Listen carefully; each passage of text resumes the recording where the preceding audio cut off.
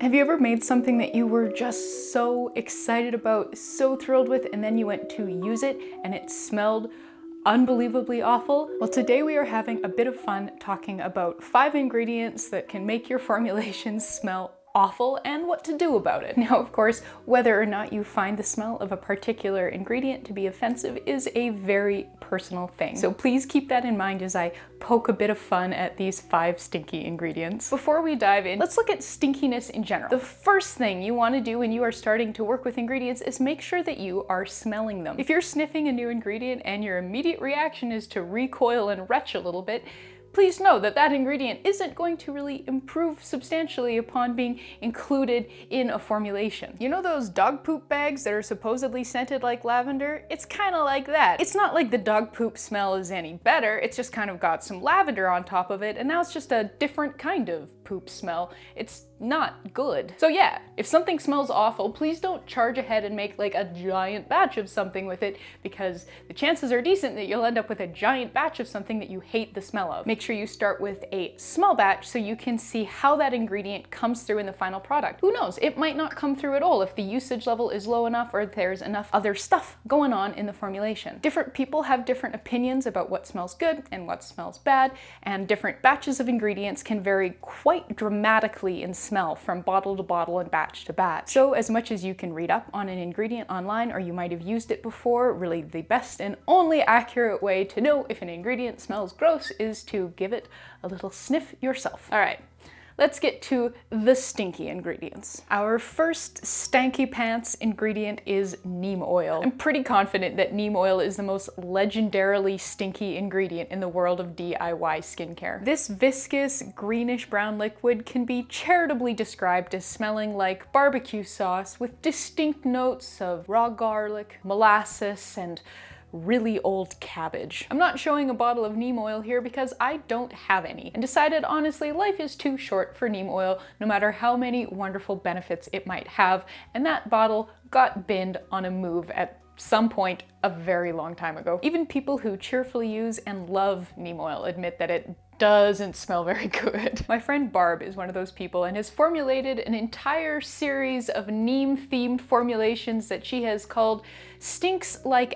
If you love yourself some neem oil and want to make some neemy things with Barb, definitely check that out. I'll link to it in the description box below. Our next odious ingredient is unrefined lanolin. Lanolin is so lovely for the skin. My skin adores it, but it smells like an unwanted hug from a wet sheep that's been hanging out by a garbage fire. It's so musty and sort of stale, but this is quite a fresh pot of lanolin. It's not good. I find it especially unfair that lanolin is so lovely in lip products because, well, your lips are so close to your nose and just, ugh. Thankfully, there is an excellent solution for the stinky lanolin problem, which is refined lanolin. A huge thank you to my patron Zill for introducing me to this ingredient. This is just sold at pharmacies as nipple cream, but it's just really highly purified and refined lanolin, and oh, it's great. All the benefits of lanolin, none of the... The next ingredient on our list is cupuatsu butter. I think cupuatsu butter might be my neem oil in that it's an ingredient that I will use even though it doesn't really smell that great, and I still love it. It has a gorgeous silicone-y feel on the skin, just slippy and richly moisturizing and lovely. But there is no denying that unrefined cupuatsu butter kind of smells like a combination of sour milk and cocoa. Thankfully, this is another ingredient where the refined version comes to the rescue.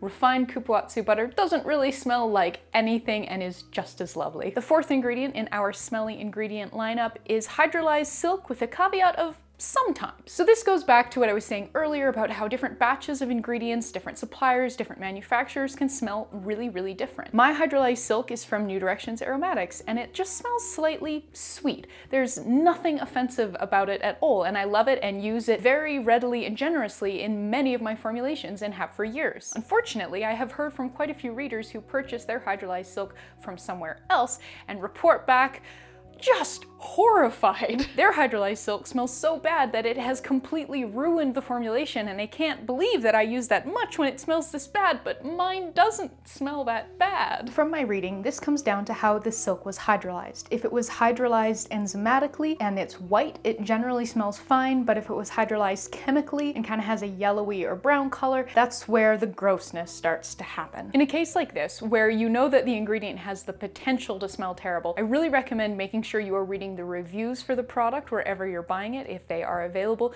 to see if anybody has made a comment about it being so terrible that they had to throw out an entire batch of something. If there aren't any customer reviews that comment on the scent of the product, see if any of the documentation from the supplier mentions how the silk was hydrolyzed, or reach out to the supplier and ask. I really, really love hydrolyzed silk, and I think it's a super worthwhile ingredient to have in your pantry as long as you can get a version that doesn't smell like death. And the last ingredient in our roundup of, that really doesn't smell very good ingredients is the category of cationic ingredients, with again that kind of caveat of sometimes, some of them. When cationic ingredients stink, they really stink. They smell like old fish, they smell like the beach at low tide. It's a really nitrogenous, unpleasant, undeniably bad old fishy stink. However, just how badly a cationic ingredient smells like a tuna fish sandwich that's been left on a radiator varies massively. I've had some batches of BTMS 50 and BTMS 25 that just have like a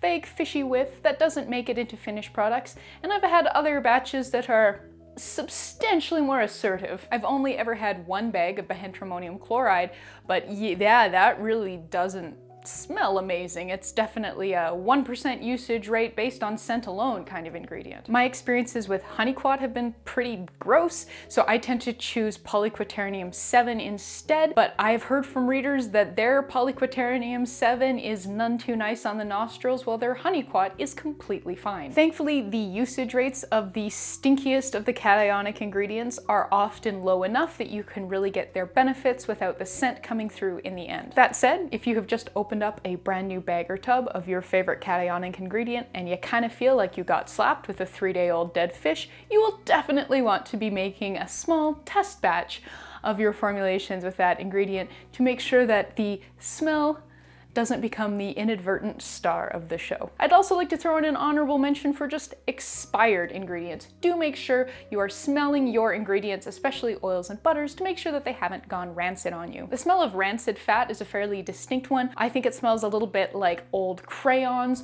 or if you've ever had a bag of like very old nuts that you found at the very back of your pantry and given that a smell, that's the rancid kind of smell. It's noticeably unpleasant, and rancid oils will smell rancid in your finished product too. So make sure you are keeping an eye on the freshness of your inventory so you're not putting spoiled stuff into brand new formulations. If you'd like to learn more about any of the ingredients I talked about today, make sure you are reading the full partner blog posts linked in the description box below this video and looking them up in the Humblebee and Me Encyclopedia. The Humblebee and Me Encyclopedia is a completely free ingredient database featuring tons of helpful information for formulators. It has information on shelf life, on usage rates, on what an ingredient's for, what it does, substitution suggestions, how much you should consider buying, and what it smells like. You can find that over at humblebeeandme.com. Just click Encyclopedia in the main menu. As always, thank you so much for watching.